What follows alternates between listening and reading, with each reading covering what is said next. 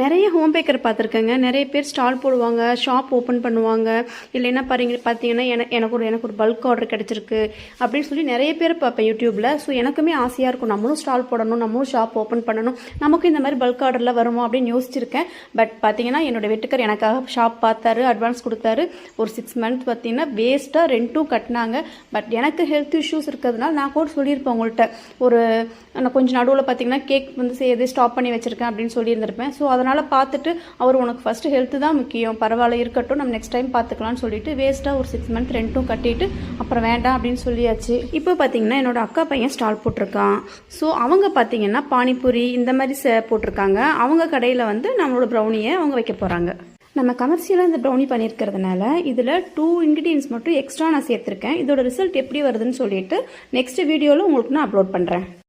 எல்லா ஒர்க்கும் செஞ்சு முடிச்சதுக்கப்புறம் எங்கள் பாப்பா வந்துட்டாங்க ஸ்கூல்லேருந்து. அவங்க வந்துட்டு ஸ்டிக்கர் நான் தாம்மா ஒட்டுவேன் அப்படின்ட்டாங்க. ஓகேம்மா ஒட்டி கொடுங்கன்ட்டேன்.